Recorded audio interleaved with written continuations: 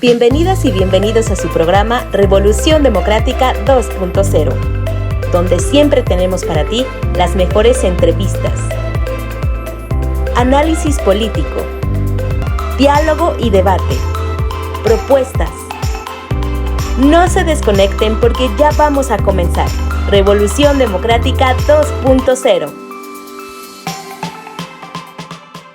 Qué gusto me da, como siempre, saludarles y darles la bienvenida a Revolución Democrática 2.0. Bienvenidas y bienvenidos sean todos y todas ustedes. Muchas gracias por compartir y por comentar este programa que es para ustedes. Recuerden que este espacio que tiene el Partido de la Revolución Democrática lo hacemos en pro de que ustedes participen, de que ustedes se informen, de que ustedes estén más cercanos y cercanas a la información de todos los acontecimientos de relevancia nacional que suceden en nuestro país y que por supuesto requieren de toda nuestra atención, de nuestra participación.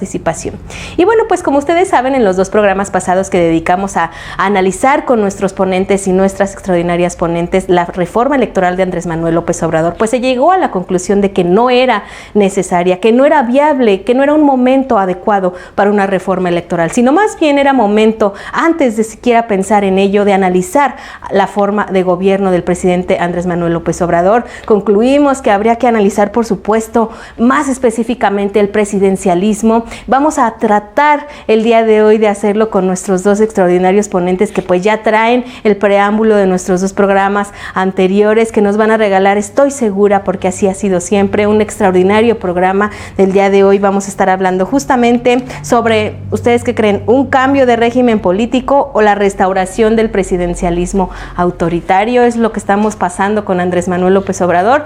¿Ustedes qué opinan de ese tema? ¿Por qué no comenzamos? Nos empiezan a escribir, nos empiezan a mandar sus comentarios, mientras yo les presento, por supuesto, a nuestro extraordinario panel, que el día de hoy va a estar compuesto por Ricardo Becerra Laguna. Como saben, él es economista por la UNAM, periodista económico y político, ha sido funcionario público del IFAI, subsecretario de Desarrollo Económico de la Ciudad de México, comisionado para la reconstrucción de la Ciudad de México luego de los sismos de 2017. Además, déjenme contarles que es Premio Nacional del Periodismo en 2004 y su último libro es Balance Temprano desde la Izquierda Democrática. Me da muchísimo gusto saludar hoy al maestro Ricardo Becerra. Me da muchísimo gusto volverlo a tener para darle continuidad a lo que se ha venido platicando en los dos programas anteriores. ¿Cómo está?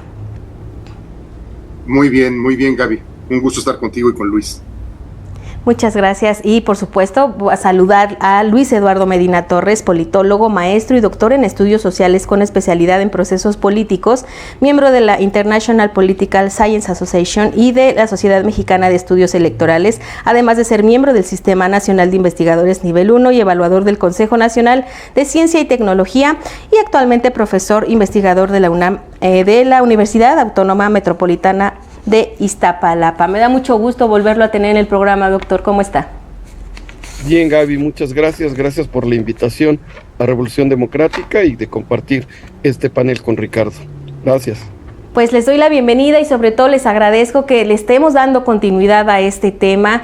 Como ustedes saben, estuvimos platicando hace dos programas sobre la reforma electoral propuesta por el presidente Andrés Manuel López Obrador. Si no vieron esos dos programas, pueden acudir a YouTube, pueden ir a Facebook para que tengan el contexto completo y ya después vienen a ver que por supuesto se va a quedar alojado también en las mismas plataformas. Pues bueno, si les parece bien, vamos a comenzar. Decía yo que bueno, se quedó en analizar más bien si el gobierno del presidente Andrés Manuel López Obrador es un cambio de régimen político o es la restauración del presidencialismo autoritario. Yo quisiera que antes de opinar cómo se gobierna, nos comenten brevemente, doctor Medina, comencemos con usted, sobre las características principales de los sistemas de gobierno definidos como democráticos. ¿Qué le parece si comenzamos con el presidencialismo? Sí, bueno, es relativamente sencillo, Gaby. A ver, los nombres de los sistemas políticos obedecen a cuál es el poder principal o el poder central en cada uno de ellos. Eso implica que para el caso presidencial, la parte fuerte del sistema político está en el Ejecutivo. Diríamos, el propio nombre nos indica a dónde corresponde. Ahora, hay que tener claro que el presidencialismo es una invención americana y más precisamente norteamericana, porque al final del día, las excolonias británicas en el siglo XVIII tuvieron que definir una manera de gobernar sin tener un rey o una reina, que había sido la tradición histórica. En ese sentido es similar el dilema latinoamericano del siglo XIX, después de nuestros procesos de independencia de España. Era la necesidad de construir una figura que pudiera aglutinar las fuerzas políticas, que fuera diferente a la noción de una corona, como había sido el caso español durante pues varios siglos, ¿no? Que había durado la colonia. El caso latinoamericano, no solo México, implicaba construir una figura fuerte alrededor del Ejecutivo. Eso se va a lograr en el caso mexicano hasta mediados del siglo XIX con Porfirio Díaz, ¿no? Para ser claros. Pero el nombre de la idea del presidencialismo es que el Ejecutivo sea la figura fuerte y alrededor de ella, bajo el principio de separación de poderes, interactúen los otros dos órganos constitucionales, como son el legislativo y el judicial. En términos del siglo XX y del siglo XXI, hay que agregar que junto con estos dos poderes clásicos, también hay una serie de órganos constitucionales autónomos que orbitan bajo esa lógica y que sirven, como diría la teoría, de contrapesos, check and balances, justo de la figura presidencial. Entonces, el caso presidencial obedece a ello. Tres características los define según Giovanni Sartori en una obra hoy clásica que es Ingeniería Constitucional Comparada. El Ejecutivo es electo de manera directa o casi directa. Hay lugares donde todavía existe un voto intermedio, como el caso norteamericano, pero en general es una elección directa del titular del jefe del Poder Ejecutivo. La segunda característica es que el titular del Poder Ejecutivo es jefe de Estado y jefe de gobierno. Esta característica es muy importante, hay que tenerla en cuenta, porque implica que cumple con dos funciones, a veces no comprensibles. En el sistema presidencial, el Ejecutivo es responsable tanto de la vida exterior del Estado, esa es la condición del jefe de Estado, que tiene que ver con las relaciones internacionales, con el control de las Fuerzas Armadas y con la relación que se tiene que llamar así, de la seguridad del Estado. Esa es la responsabilidad central como jefe de Estado. En el otro lado está la característica de la jefatura de gobierno, que no es como entendemos el gobierno de la Ciudad de México, en realidad estamos hablando a nivel nacional. Y siendo jefe de gobierno, dirige la administración pública federal. Es responsable de todas las acciones de la administración pública y de las políticas públicas interiores que se realizan en cada país. Esa es la característica. Corán es una concentración de poder importante, hay que ser sinceros, porque una misma figura tiene que realizar dos tipos de tareas que tienden a ser diferentes. Y la tercera característica, para terminar con Sartori, es que el presidente no puede ser removido por el Congreso, como el presidente tampoco puede deponer al Congreso. Esto es importante porque en otras tradiciones políticas resulta que el Congreso sí puede deponer a los jefes de gobierno y que también los jefes de gobierno pueden convocar a elecciones anticipadas, con lo que se tiene que renovar la Cámara. En realidad es un principio de separación funcional de poderes, ¿no? Que eso es lo que hemos tenido históricamente desde el siglo XIX. Muchas gracias, doctor, por esa extraordinaria exposición.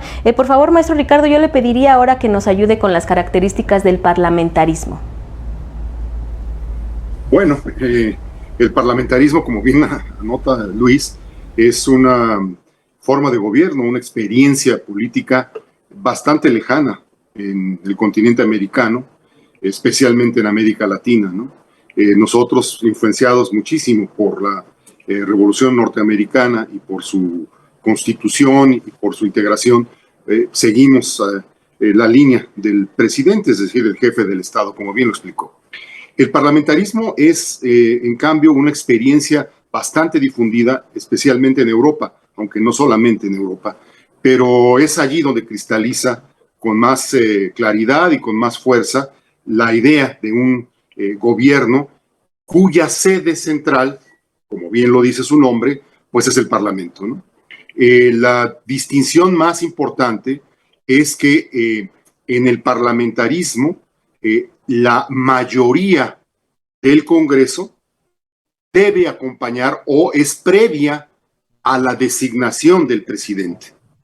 Es decir, hay elecciones, libres, directas, se constituyen los diputados, el partido A gana tanto porcentajes de la bancada, el partido B tanto porcentaje de la otra bancada, el C el otro porcentaje, y en el acuerdo entre ellos, o si un partido logra la mayoría, cosa cada vez más rara, pero es sobre todo y típicamente en el acuerdo entre varios partidos cómo se elige a la figura del presidente del Parlamento y presidente de gobierno, ¿no? Esa es la característica central del parlamentarismo. Es decir, que una coalición de fuerzas, cuando no hay una mayoría, una coalición de fuerzas es la que negocia y la que hace emerger a el presidente del gobierno. Para decirlo en una nuez y muy rápidamente, esto es parlamentarismo. Durante mucho tiempo o durante algunos años en México se jugó con la idea de instaurar el parlamentarismo como respuesta pues a los siempre excesivos y siempre alucinantes pulsiones antidemocráticas de nuestros presidentes, sea quien sea.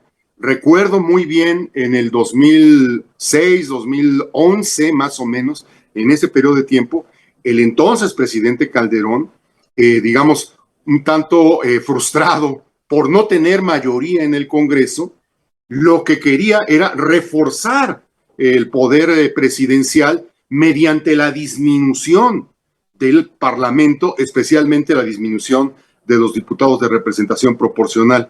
Es decir, él quería ganar, como decía, gobernabilidad en el presidencialismo a costa de disminuir el poder parlamentario y el pluralismo real de México. La cosa no cambió mucho cuando llegó Peña, que tampoco tuvo la fortuna de tener ninguna mayoría en el Congreso, y de nuevo surgió la tentación, de nuevo vino la pulsión autoritaria de querer disminuir al Parlamento, de querer disminuir al pluralismo mexicano, y de nuevo apareció la propuesta de disminuir incluso el número de diputados en la Cámara, ¿no? Incluso ustedes recordarán, el presidente Peña quiso hacer una consulta con una frase ingeniosa contra los plurinominales, que por fortuna no prosperó. Pero ahora también el presidente López Obrador, recogiendo de nuevo la pulsión autoritaria que genera, pues esa silla que parece estar endemoniada, ¿no? En Palacio Nacional, ahora también el presidente quiere disminuir otra vez a los diputados, disminuir a la Cámara y disminuir y hacer menos significativo el pluralismo en México. Es decir, yo creo que ya tenemos pues todo el siglo XXI y 4 presidentes que nos han demostrado que no pueden vivir en la pluralidad real de nuestro país y que su resorte fundamental es ir contra el Parlamento, ir contra la pluralidad, contra los partidos, etcétera. Bueno, a lo mejor va siendo hora de que nos cambiemos el chip, nos despojemos del presidencialismo mental en el que hemos vivido durante muchísimo tiempo y pensar las cosas al revés, ¿no? Quizás va siendo tiempo de fortalecer al Parlamento a costa de los poderes presidenciales. Muchas gracias, maestro Becerra. ¿Qué les parece si antes de irnos a un corte, ahora teniendo ya estas dos definiciones, me ayudan a entender cuáles son las principales diferencias entre uno y otro? Vamos a comenzar con usted, doctor Luis, por favor. Bueno, se puede hacer en términos de categoría. A ver, en el caso del Ejecutivo, en el ámbito parlamentario tiende a haber 2 figuras diferentes.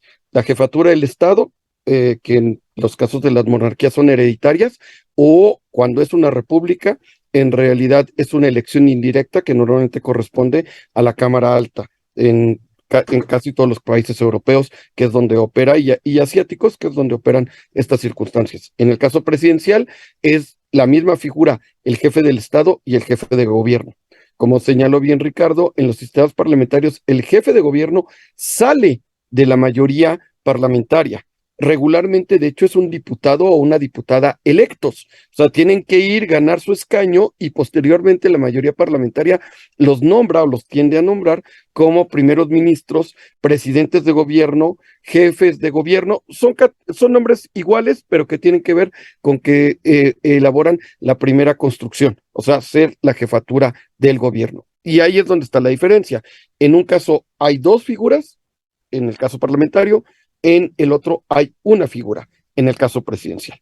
Respecto a la parte del poder legislativo, las variaciones pueden ser muchas, pero está centrada en una cuestión simple y sencilla.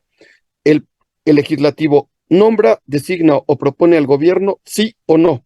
Si lo propone, designa o nombre, es un caso parlamentario. Si no lo propone, designa o ratifica, es un caso presidencial, ¿no? Digo, en México hay algunas secretarías que se requiere el aval del Senado, pero en realidad es eso, son solamente algunos cuantos cargos si es por ratificación. En el caso parlamentario se requiere del acuerdo político de las fuerzas mayoritarias del Parlamento, como bien habría dicho Ricardo, es en realidad una coalición gubernamental, porque además el día que alguno de los partidos integrantes de la coalición decide irse, la verdad es que el gobierno también tiene que dimitir, porque ya no tiene respaldo parlamentario y va a caer.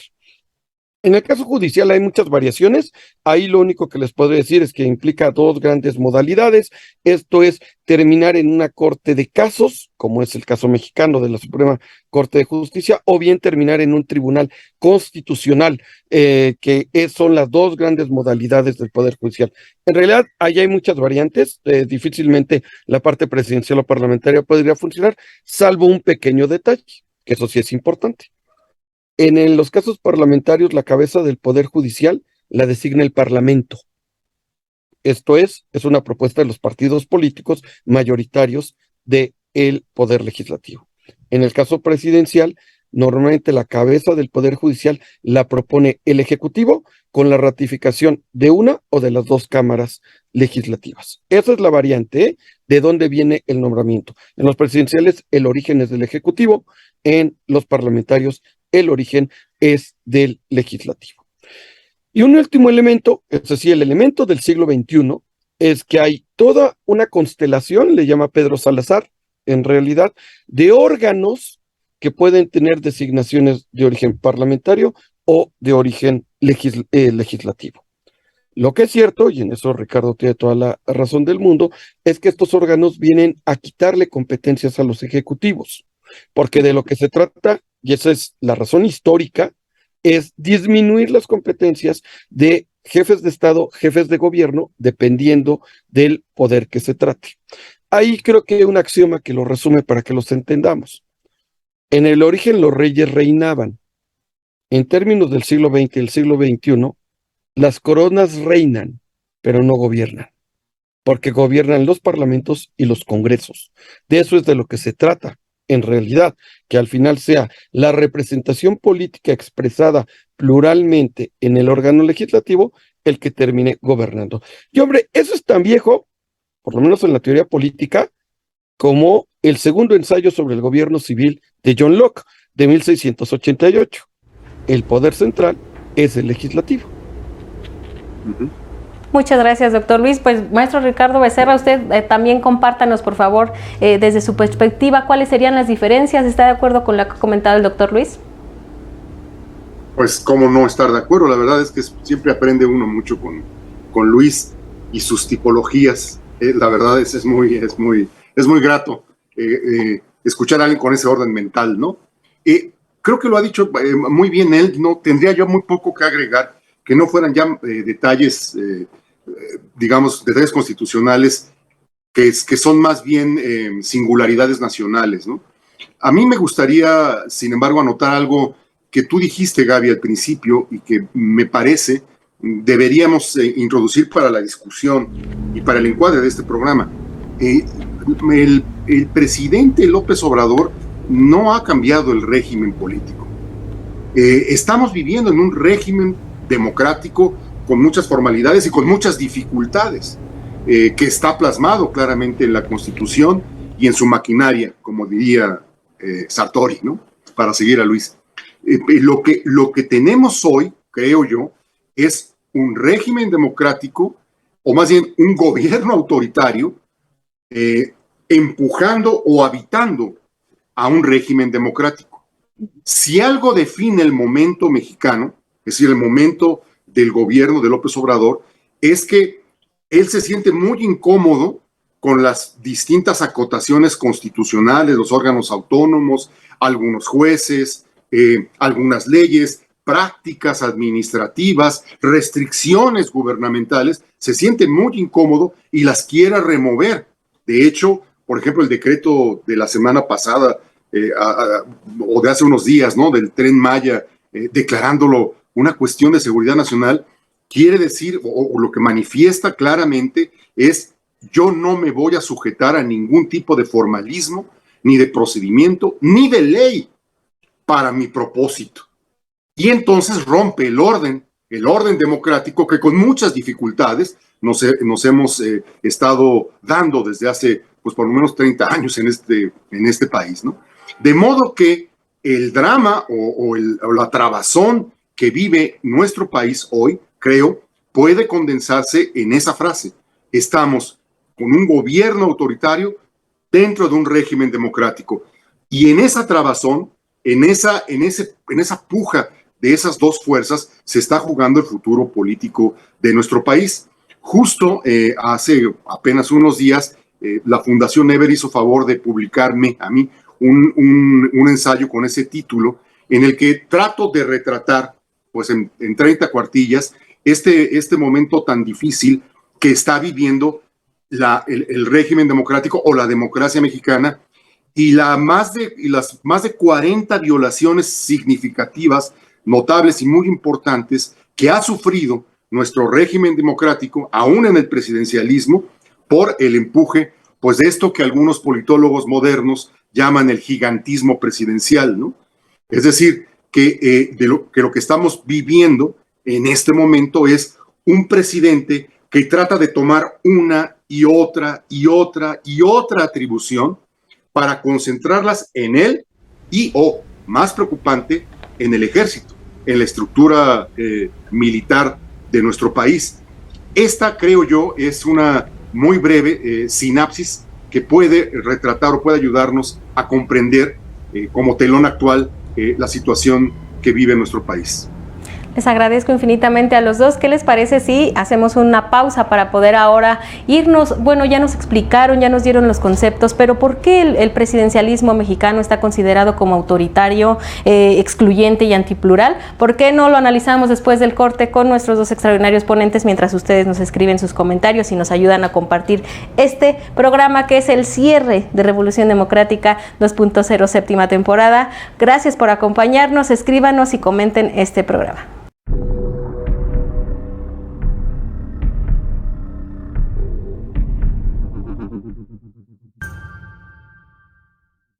Híjole, no entiendo, doctores, gracias por acudir nuevamente a mi llamado. Yo sé que ya los he de tener hasta aquí, pero pues ni modo, es lo que nos toca hacer. Este paciente que es nuestro país necesita mucho de nuestra ayuda. Yo necesito que me ayuden a comprender, doctores.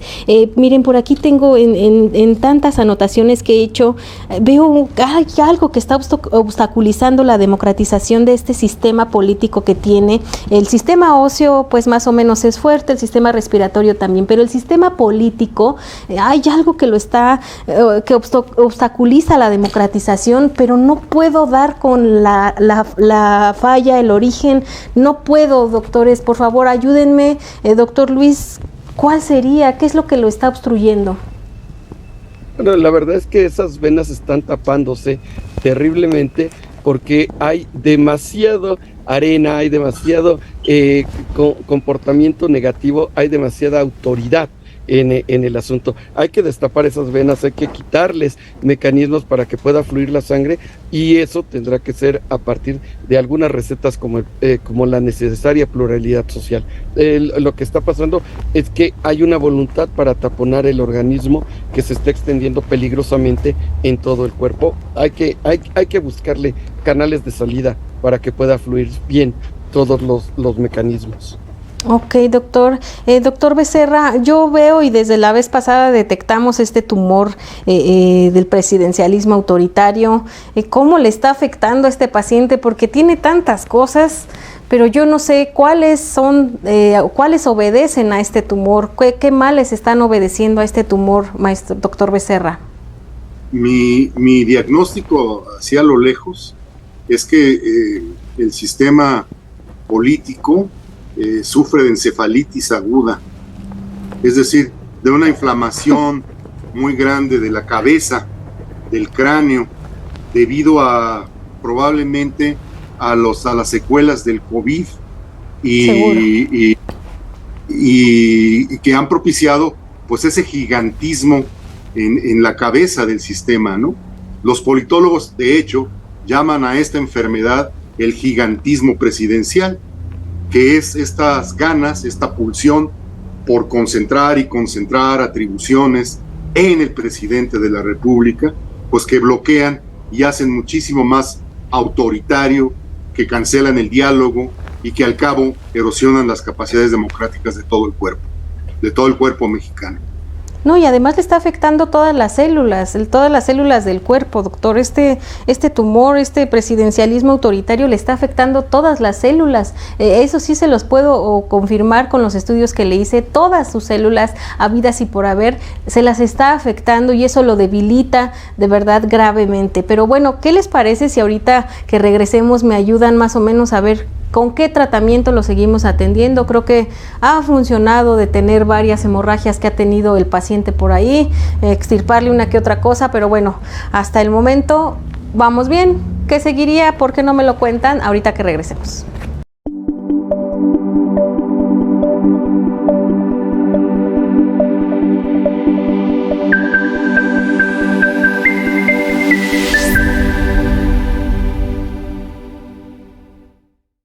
Gracias por estar con nosotras y nosotros en Revolución Democrática 2.0. Recuerden que de esta manera estamos cerrando esta temporada, pero pueden encontrar todos los programas, todo el material y todas las temporadas en la plataforma de YouTube y por supuesto de Facebook. Lo encuentran como Revolución Democrática 2.0. Por supuesto pueden visitar la página oficial del Partido de la Revolución Democrática, donde pueden encontrar los links que los van a direccionar a todos estos contenidos extraordinarios que, bueno, programa con programa nuestras y nuestros panelistas nos regalan.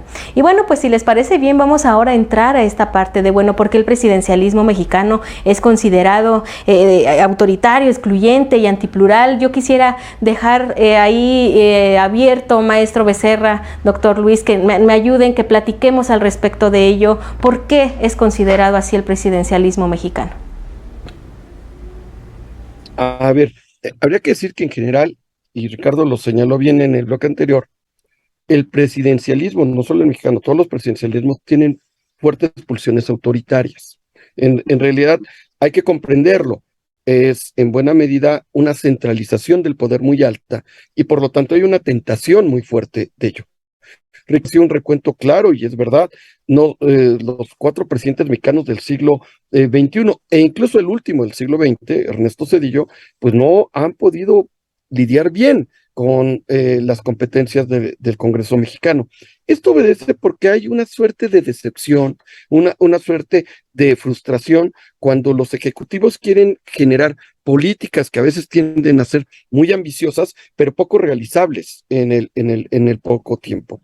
Ese es el problema de fondo. Entonces, si hay una pulsión autoritaria fuerte, para ponerlo en contexto histórico, ¿por qué funcionó en el siglo XX mexicano? Pues en realidad funcionó por el partido hegemónico, o sea, funcionó porque entonces no había pluralidad, porque en realidad las oposiciones que existieron en el siglo XX en México hasta finales del siglo XX fueron testimoniales. Digo, el PAN era un partido que no intentaba ganar, Gómez Morín lo dijo muy bien en el origen, era una brecha de eternidades, no estaban intentando ganar cargos, sino educar ciudadanos, y el PPS y el PAR eran partidos satélites alrededor del PRI que orbitaban con la complacencia de la Secretaría de Gobernación. Digo, la verdad es que hay que llegar hasta fines del siglo XX para que aparezca realmente la oposición política en México. El Partido de la Revolución Democrática es un claro ejemplo de esa circunstancia. Pero estamos hablando de 89, o sea, estamos hablando de finales del siglo XX mexicano. Entonces, lo que es cierto es que todos los presidencialismos tienen pulsiones autoritarias, porque existe una frustración por no poder cumplir con las políticas que quieran empujar. Si a eso le sumamos una personalidad que está centrada en el voluntarismo, pues la verdad es que tenemos la peor combinación posible, porque está la tentación, ahí la perspectiva de poder utilizar todas las palancas del autoritarismo con una férrea voluntad, un interés en llevarlo a cabo. Pues la verdad es que es la peor combinación posible. Por eso lo que decía Ricardo es correcto. Hay una pulsión autoritaria subyacente y que se puede resumir en la frase que él utilizó. Hay un gobierno autoritario en un régimen democrático. Y eso va a hacer estallar el mecanismo. En realidad, es como echarle un tornillo a un motor en marcha, porque en el momento que el tornillo llegue a la parte central del sistema, va a estallar. Y pues la verdad, ¿qué creen? Nos estamos acercando a ello, porque también, como demostró tal vez el mejor crítico del siglo XX mexicano, Daniel Cosío Villegas, en su famosa triada sobre el sistema político mexicano, nos estamos acercando al punto más difícil, que es el de la sucesión presidencial. Y el tornillo está a punto de hacer estallar la máquina, porque en buena medida todas las políticas, todos los resortes, todos los mecanismos se están queriendo plantear para que el presidente, como en el siglo XX mexicano, elija a su sucesor, como habría dicho José López Portillo, ¿no? Para que se convierta en el fiel de la balanza. Y ahí es el momento más crítico, el momento difícil de todo sistema político. Y ojo, y también habrá que decirlo, y de todo partido político, porque Morena como tal tiene un problema de desestructuración muy fuerte. Y allí vamos a ver, y eso en una obra clásica como es la de Pane Bianco de modelos de partido, sí, con la desaparición del liderazgo carismático, el partido puede sostenerse, porque los partidos que solo están cohesionados alrededor de una gran figura, de un gran líder, tienden a desaparecer en lo inmediato. Son partidos flash, partidos que tienen una vida efímera en el camino. Y hay un ejemplo internacional para mostrarlo facilito, ¿eh? Casi como mexicanos pensamos el caso de nuestro país, pero ojo, antes del 2018, en Francia, Emmanuel Macron, con un movimiento, la República en Marcha, ganó la elección presidencial y ganó la elección parlamentaria. Este año, nuevamente Macron es reelecto presidente, pero la República en Marcha no tiene la mayoría en el Parlamento francés y ha tenido que negociar políticas con ciertos sectores. Esa es la vida pública, pues, es lo normal. Por eso es cierto, hay que cambiarnos el chip, hay que empezar a pensar en coaliciones gubernamentales y en mecanismos para gobernar en conjunto.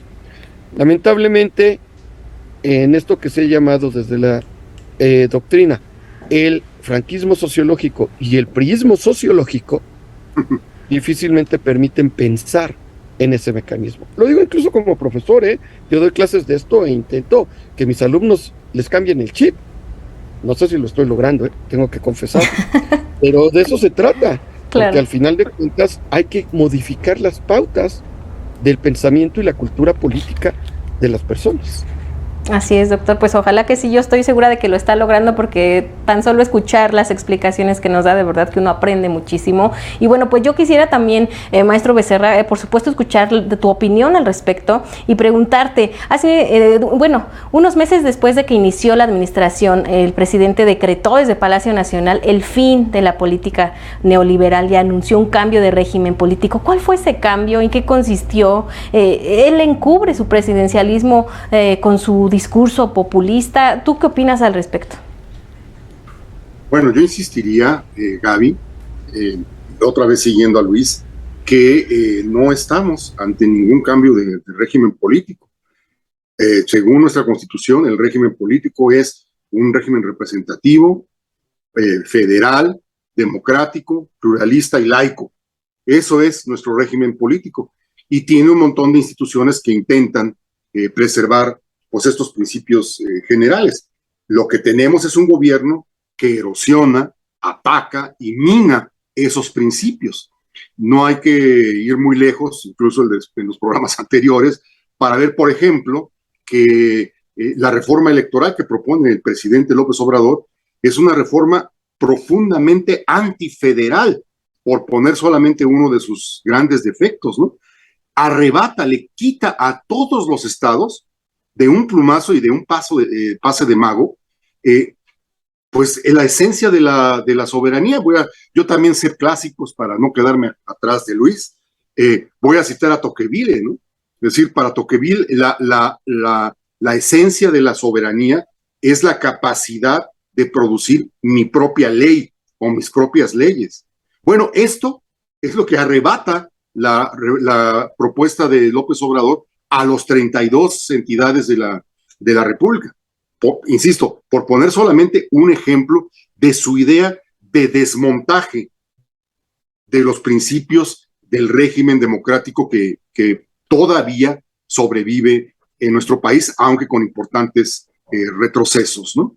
De modo que estamos en este régimen, e insisto, es el choque entre la pulsión autoritaria, muy autoritaria del gobierno, y las instituciones y el ecosistema democrático que pudimos construir a lo largo de los últimos 30 años. Pero creo que hay que insistir en algo más. Hay una enorme tendencia a culpabilizar, digamos, de los rezagos, de los problemas, pues de las tragedias que vive México, al Congreso de la Unión, a los legisladores, a los diputados y a los senadores, ¿no? En una encuesta reciente, digamos, se intentó o se captó en el Financiero, se captó que pues un 60% de los mexicanos cree que no avanzamos en materia económica, no por las decisiones del presidente y por sus muchos caprichos, ¿no? Sino porque hay algo atorado en el legislativo. Creo que este es uno de los elementos que no hemos sabido combatir, no hemos sabido dilucidar claramente la opinión pública, ¿no? Al Congreso y a los diputados y al poder legislativo se le achacan muchas patologías de las cuales realmente no tiene mucho la culpa, ¿no? Y esto ha sido un defecto tanto de los gobiernos populistas o autoritarios, pero también de muchos comentaristas, periodistas e intelectuales que han subrayado demasiado las tintas para culpar al Congreso. Y apunto algo más. Creo que estamos viendo la utilidad que ha tenido nuestro Congreso en los últimos 20, 25 años para atajar tentaciones autoritarias. Es decir, lo que durante mucho tiempo vimos como un obstáculo, es decir, que no había mayorías allá en San Lázaro, ni mayorías allá en Reforma, pues parece que era en realidad una virtud, ¿no? Es decir, el hecho de que el Congreso y el Poder Legislativo pudiera decirle no al presidente. Lo que estamos viviendo en este periodo autoritario es que tenemos un Congreso demasiado obsequioso con el presidente. Nada menos, hace unas horas estaba yo leyendo una iniciativa de un diputado para aminorar o para arrinconar el derecho de amparo, dado los problemas que han causado los amparos a las obras insignes del presidente de la República, ¿no? Es decir, para darle viabilidad a cualquier capricho y cualquier decisión presidencial. Es decir, yo creo que estamos en un momento de poder revalorar todos, especialmente la ciudadanía, especialmente los votantes, la importancia de tener unas legislaturas y unos congresos plurales, dinámicos, contestones, discutidores, porque eso es lo que nos está haciendo falta ahorita y es precisamente, creo yo, una de las fuentes principales de los retrocesos autoritarios que pues estamos viendo con toda preocupación y de mi parte con mucha angustia. Claro, muchas gracias, maestro. Bueno, yo le tendría que agregar, ¿no? En realidad. Sí, claro. Oiga, pues yo quisiera preguntarles, antes de que nos vayamos a un corte, pues ¿cuál creen ustedes que sería lo ideal? ¿Qué sistema de gobierno es el ideal para la democratización del sistema político mexicano? ¿El presidencialismo o el parlamentarismo, doctor Luis? ¿Qué opinan ahí los dos? Cuéntenme.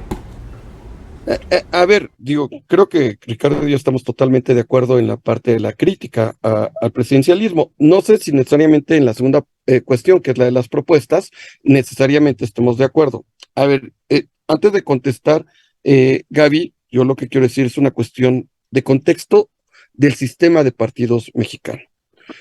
Los sistemas parlamentarios fuertes del mundo, y estoy pensando en el caso alemán, estoy pensando en el caso británico, requieren un sistema de partidos muy sólido, partidos claramente estructurados.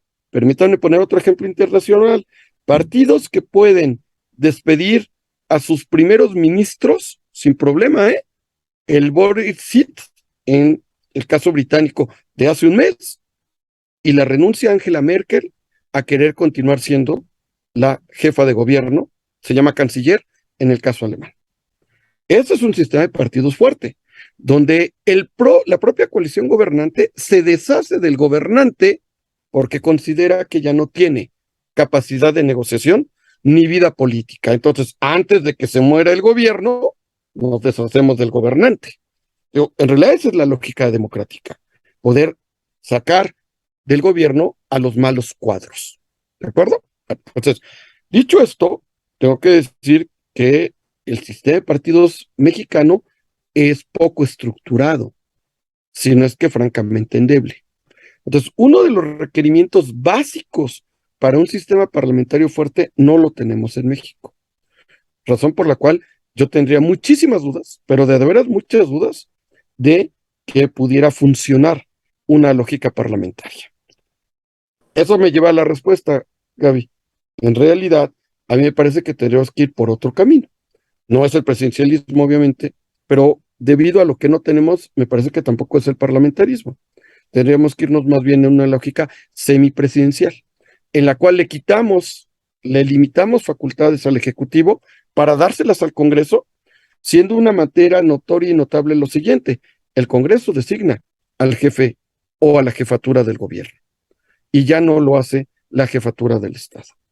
Y el Ejecutivo se queda como el representante de la nación. Eso implica fortalecer al legislativo, quitándole el control de la administración pública al Ejecutivo. Pero digo, para que quede claro, no necesariamente es una lógica parlamentaria, porque seguirá habiendo una elección directa, seguirá habiendo elección de Congreso. La diferencia estaría en que las políticas públicas dimanarían de esa jefatura del gobierno, que es la mayoría en el Congreso, que tendrá que ser normalmente una mayoría congresional, una mayoría de partidos políticos.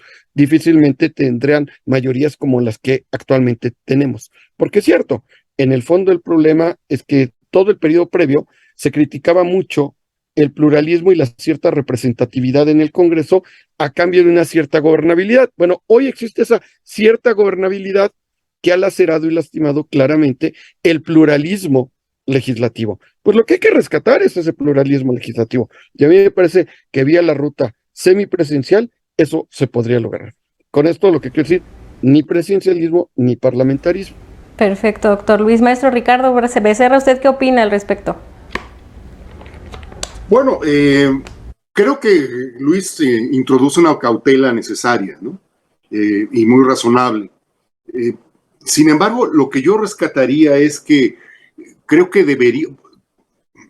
deberíamos celebrar o deberíamos propiciar, sin miedos, al menos una discusión muy seria, ¿no?, sobre el régimen político que no está ayudando a salir de la concepción minimalista de democracia, ¿no?, es decir, el puro procedimiento electoral, para colocarnos ahora sí en el horizonte de la gobernabilidad, ¿no?, más vasto por sus consecuencias y más importante por la construcción de futuro que supone y por el cambio en la política misma, ¿no?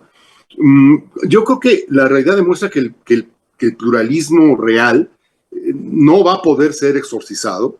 Es decir, no es verdad que estemos en una realidad de un nuevo partido hegemónico. Esta es una de las grandes píldoras pues que han tratado de hacernos tragar desde Morena. Morena es un partido de 34 o 36% de votación. Esa es la votación de Morena, no es ninguna hegemonía, y vamos a ver cómo continúa su votación en los siguientes años, pero el pluralismo mexicano es un dato, un hecho social y cultural, digo yo, propio de una sociedad tan grande, tan desigual, tan cruzada por modernidades y tradiciones como como la nuestra, ¿no? Pero más allá, creo, estamos obligados a reconocer que el pluralismo es un valor en sí mismo, que eso es lo terrible, una de las cosas terribles de nuestra situación actual, ¿no? Parece que estamos divididos en dos, los morenistas o los pro-López Obradoristas versus los que no son o los que son anti-López Obradoristas, pero no es cierto. El país en realidad está cruzado por muchísimas más diferencias y es esas diferencias, yo creo, esa realidad la que está haciendo que nosotros, o la que nos obliga a que nosotros tengamos una discusión política mucho más sofisticada sobre el tipo y el carácter de nuestro régimen político. Pienso, por ejemplo, Luis, quizás, siguiendo tu cautela, pensar seriamente en la segunda vuelta, ¿no? Por ejemplo. Por ejemplo, que sería una introducción de una pieza pues que podría al menos resolver una cosa, ¿no? Que no gobernara aquel que tiene la mayoría en contra, como suele o ha sucedido o ha podido suceder, ¿no? En fin, en nuestro caso también. De modo que, bueno, lo que me parece muy importante de esta discusión, asumiendo, insisto, la cautela, es que por fin, creo, se están dando las condiciones para tener una discusión de cambio de régimen frente a la evidencia del autoritarismo que genera nuestro presidencialismo, a revalorar nuestro pluralismo real, así sea feo, más o menos deforme, pero es nuestro pluralismo, y para introducir una noción que ya la decía Luis en el segmento pasado, ¿no? La noción de compartir el poder. Es decir, la noción de gobernar coaligados, la noción de gobernar, pues, vigilados entre fuerzas diferentes y con acuerdos obligatorios por la propia construcción del régimen que nos podamos dar, ¿no? Repito los tres elementos. Uno, pluralismo, revalorar el pluralismo. Dos, estar conscientes de los efectos terribles que produce nuestro presidencialismo. Y tres, empezar a hablar de gobiernos de coalición y la idea tan excéntrica para la cultura política mexicana de compartir el poder, es decir, de gobernar coaligado. Ese último punto de Ricardo es en realidad el móvil central, ¿eh? O sea, es el propósito y el elemento, como diría Montesquieu, que nos debería hacer brincar, ¿eh? Ese es el resorte de veras. Y Gaby, aprovechando este espacio y para que esperemos que las directivas de los partidos de oposición lo entendieran, yo creo que desde el instituto que preside Ricardo, desde las universidades y desde los partidos políticos, deberíamos de hacer en paralelo de esta discusión un poco bizantina, ¿no? De lo que quieren discutir de la reforma del presidente en materia electoral, que no va a pasar porque no tienen los votos para modificar la Constitución. Pues yo creo que deberíamos de hacer en paralelo un seminario, un curso de discusión sobre este tipo de asuntos, ¿no? Yo les puedo ofrecer, comprometer a buscar espacios en la UAM Iztapalapa. Finalmente hemos regresado a la vida presencial, entonces creo que los partidos de la oposición en conjunto, justo en esta idea de compartir el poder. El instituto que preside Ricardo, que se ha dedicado desde hace muchísimos años, desde los periodos de la transición de la década de los 90, con el mismo Goldenberg y con Luis Salazar, deberíamos de estar pensando en estas características y en paralelo dar una discusión, mientras que la iniciativa quiere solo plantear el balance que señala el presidente sobre la materia electoral. Creo que valdría la pena que en el otoño pensáramos en un asunto más estructurado. En esto, ¿qué serio? Ricardo lo dijo bien, y lo aprovecho porque pues tal vez en términos de generaciones nos toca decirlo, ¿no? Alguna época, justo con Lorenzo Córdoba, yo le platicaba esta historia, decía, pues es que no hay condiciones, ¿no? Decía el propio Lorenzo estando en jurídicas. Bueno, me parece que efectivamente, tal vez en aquel momento mexicano no había condiciones. Cuando Carpizo pedía que se le diera tiempo a la Constitución, ¿no? Bueno, lo que es cierto es que ahora sí tenemos que discutirlo, porque ya vimos cuáles son los límites. Ya estamos en ese balance temprano, como el libro que coordinaron desde el instituto, en donde pues la verdad es que ya pasamos casi 20 años en esta historia, ya sabemos de qué se trata, ¿no? En realidad va a ser el cuarto de siglo, del siglo XXI. Ya no vamos a poder decir, no, hombre, es que nos falta tiempo, nos falta experimentación. Me parece que hemos tenido suficiente con con este siglo, ¿no? Para es hora de aplicarlo. Los fallos y los límites, ¿no? Claro. Pues yo creo, doctor, maestro Becerra, que se tiene que tomar en serio esa propuesta que ustedes tienen de ampliarlo más, de hacer incluso un seminario. Habremos de platicarlo y ya después detrás de cámaras también lo haremos, porque creo que es también, considero y coincido que es muy importante hacerlo. Se nos ha terminado el tiempo de este bloque, pero yo quiero aprovecharlo al máximo y regresar con el tercero. Por los tiempos de pronto no nos da, pero bueno, yo creo que tenemos que hacerlo. Habremos de platicar más a profundidad. Le agradezco mucho, doctor, esa disposición que tiene, porque yo creo que a muchos les interesará. Y bueno, pues ustedes que nos están viendo, ¿qué opinan al respecto? ¿Se anotarían? Cuéntenos, por favor. Ya vamos armando de una vez el grupo, vamos armándolo y dándole pies y cabeza a esa propuesta. ¿Qué opinan? Pues mientras tanto vamos a ir a un corte para regresar a nuestro tercer y último segmento.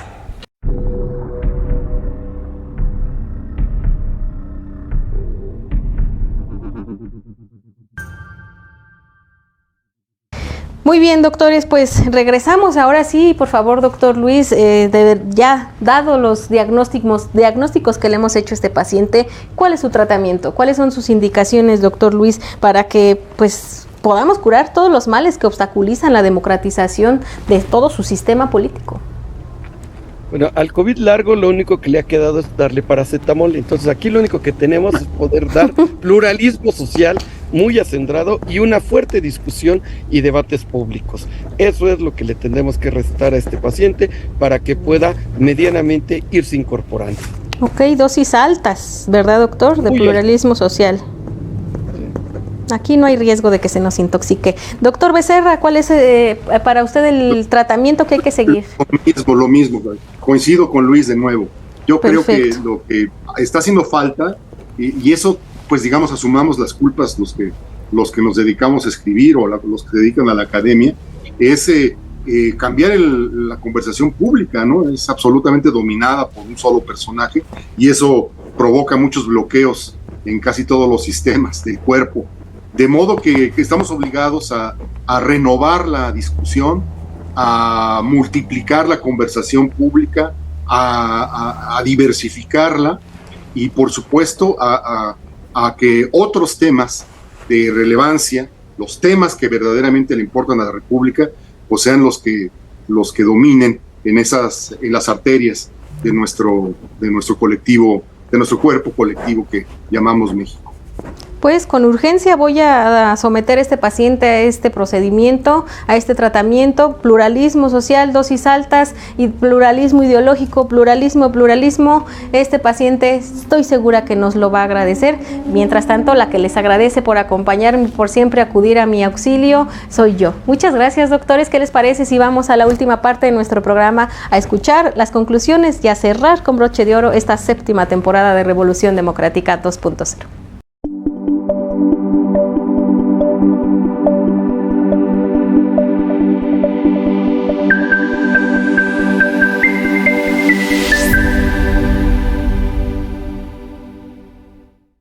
Pues así es como llegamos a la recta final del programa del día de hoy, el último programa de esta séptima temporada de Revolución Democrática 2.0 y bueno, pues no podíamos cerrar de mejor manera que con estos dos extraordinarios invitados ponentes que de verdad nos han regalado una cátedra en estos temas que de verdad nos hacen pensar las cosas de otra manera, verlas desde otro punto de vista y sobre todo tener el contexto más completo y más amplio. De verdad, les agradezco mucho que hayan estado, pero yo quiero aprovechar este último segmento todavía para hacerles una última pregunta a manera de conclusión, por supuesto. Para algunos politólogos, la democratización del sistema político mexicano pues no puede transitar del golpe del presidencialismo autoritario al parlamentarismo, por lo que proponen un híbrido llamado semipresidencialismo. Yo quisiera saber, por supuesto, ustedes qué opinan de esto, cuál sería su propuesta y por supuesto esto a modo de conclusión, y si quieren agregar algo, doctor Luis, pues adelante. A ver, así como en buena medida el presidencialismo fue una creación ex novo, una creación nueva en el siglo XVIII, también el semipresidencialismo fue una creación nueva del siglo XX. En realidad es la invención de dos eminentes juristas y politólogos franceses, Maurice Duverger y de Michel Debré. Esa es la construcción del caso semipresidencial francés. No hay tantos casos semipresidenciales en el mundo, hay que ser sinceros. Sin embargo, hay dos por lo menos muy notables en estricto sentido, Finlandia e Irlanda. Tomo en cuenta estos dos por la tradición de donde venían, en realidad, que en algún sentido se parece al caso mexicano. Entonces, sí, efectivamente es una mezcla que en su nombre lo lleva, intenta atenuar a la parte presidencial y en donde se atenúa, pues fortaleciendo a la parte legislativa. Yo habría que agregar y decir que también desde el ámbito judicial, a lo que habría que construir ahí es también un tribunal constitucional, diferente a cómo opera la Corte Mexicana hoy en día, porque la Corte materialmente resuelve problemas de constitucionalidad, pero en estricto sentido no es un tribunal constitucional. Tendría que ser un órgano separado del Poder Judicial. Entonces, sí es una estructura de diseño difícil que por eso habría que discutirla y que por eso habría que pensarlo como una cultura política diferente. Y esto me lleva un poco a la conclusión de lo que preguntas, Gaby. En realidad hay que asumir que eso es una tarea de generaciones. Quiero decir con esto, sí, es un tema de tiempo y eso hay que pensarlo. De la discusión de un cambio de un diseño constitucional tiene que ser lenta, pausada, con cautelas y con una perspectiva específica en el camino, que eso sí debemos de tenerlo claro. Hay que eliminar los resabios y las pulsiones de los autoritarismos. Eso es de lo que se trata. ¿Esta discusión nos puede llevar tiempo? Sí, hombre, claro que sí, pero en realidad, por raro que parezca, estamos a buen tiempo. ¿Por qué? Estamos en la antesala del proceso presidencial del 24, que hay que resolverlo con las reglas que tenemos. Eso nos da 2 años, por lo menos, de tiempo. Y el inicio del siguiente periodo presidencial. En Chile se tardaron 3 años en la convocatoria de la constitucional y resolvieron su proceso constitucional en 6 meses. Si logramos pensar un poco como el caso chileno, nos podría ayudar en alguna medida. Gracias. Sí. Gracias. Muchas gracias, doctor Luis. Creo que ya se nos fue el internet a todos. No, o sea, aquí seguimos, doctor Luis. Maestro Becerra, por favor, también regáleme sus comentarios al respecto. Bueno, yo creo que la discusión es más que pertinente. Ahora que alude al instituto, el IETD en el 2011 publicó este ensayo y luego un libro, Equidad Social y Parlamentarismo, que era un poco salir al paso, ¿no?, a las pretensiones de Calderón de reducir al Congreso y de reducir a los diputados de representación proporcional, de modo que hay un material precedente de nuestra parte. Pero creo que hay que discutir estas cosas como se anota aquí, ya sin complejos y sin esperar a que madure la Constitución o la constitucionalidad como querían nuestros clásicos, como Jorge Carpizo, ¿no? Sin embargo, en estas condiciones concretas, aparte de dar esa discusión, creo yo que es mucho más importante que cualquier reforma electoral, creo que tenemos que estar muy, muy atentos a la agenda real de la política del régimen y del gobierno actual. Es decir, pues sí tenemos que imaginarnos otro régimen político, pero mientras nos lo imaginamos y mientras discutimos, creo que hay tareas muy importantes que deben realizarse para hacer al menos permanecer esta capa de democracia en la que todavía vive nuestro país, ¿no? Y aquí creo que hay una agenda, Luis, una agenda de irreductibles que nos permitiría transitar en nuestra democracia hacia esa discusión que tú estás planteando, que este programa está planteando, ¿no? Y esos irreductibles de la democracia, creo, pues podemos puntearlos en 5 aspectos. El primero, creo que al país le urge muchísimo deliberar y discutir muy bien el tipo de presupuestos públicos que vamos a necesitar el 23 y 24, porque no estoy seguro que nuestro régimen político aguante otra gran recesión.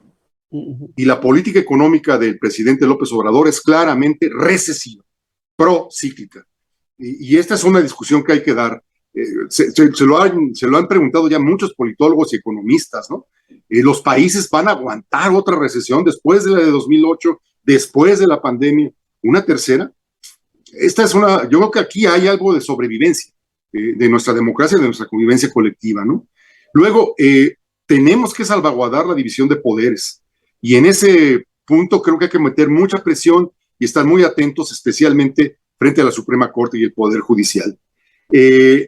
También, por supuesto, hay que defender la existencia y el trabajo de conjunto de las instituciones autónomas en nuestro país. En cuarto lugar, creo que ya no debemos aguantar y no debemos soportar esa violencia diaria de los otros datos, ¿no? México sí tiene instituciones de la verdad que producen datos auténticos, fidedignos, científicamente evaluados y construidos, que deben ser la base de toda la deliberación pública en México. Y 5, de manera muy, pero muy importante, hay que preservar a toda costa el nivel de independencia, el nivel de imparcialidad, el nivel de objetividad y de profesionalismo del Instituto Nacional Electoral.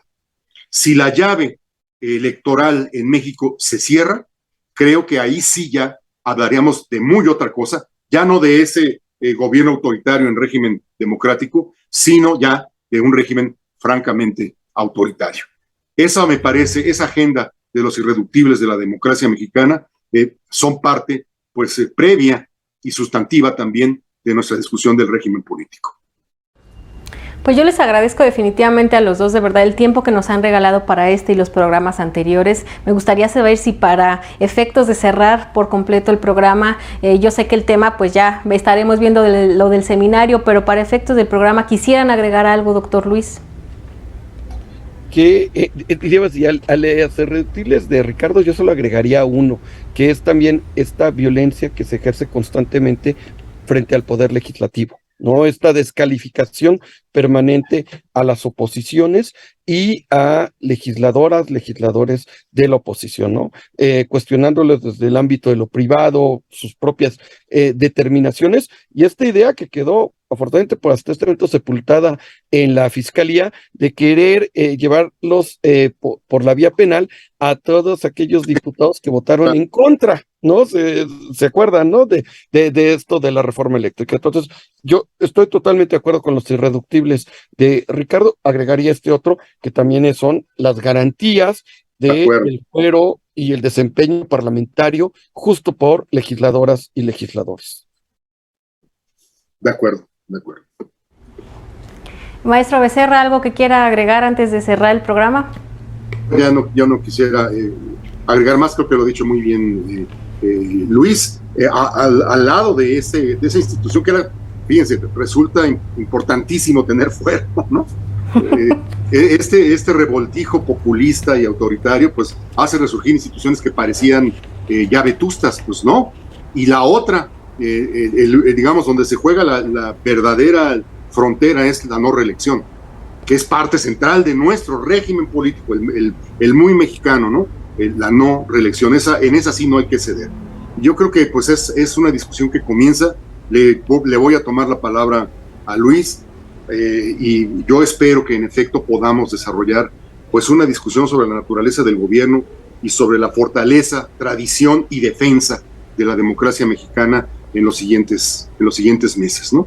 Pues yo estoy segura que así será, maestro, doctor. Este será el parteaguas. Haber analizado esto, por supuesto, nos va a llevar a ese seminario, a esas discusiones. Yo estoy segura de que así será. Mientras tanto, les agradezco enormemente que me hayan acompañado a cerrar la temporada, a cerrar ya esta temporada de Revolución Democrática. Muchísimas gracias por habernos acompañado en esta serie de programas, en estas discusiones y por regalarnos, por supuesto, su perspectiva, su conocimiento y habernos, por supuesto, dado un contexto más amplio de la situación. Muchas gracias por haber estado con nosotros, de verdad. Gracias por su valioso tiempo. Gracias a ustedes que nos acompañaron en esta otra temporada de Revolución Democrática 2.0, séptima temporada ya, que como ustedes ven, pues se comparten, se comentan los programas. Gracias por hacerlo. De verdad, no saben el trabajo tan importante que es estar de este lado para ustedes, escuchar y aprender también nosotros como producción. Es muy importante y se les agradece enormemente a todos nuestros panelistas, a todas nuestras ponentes que nos han acompañado. Muchísimas gracias. Gracias, por supuesto, como siempre, a todo el equipo de producción,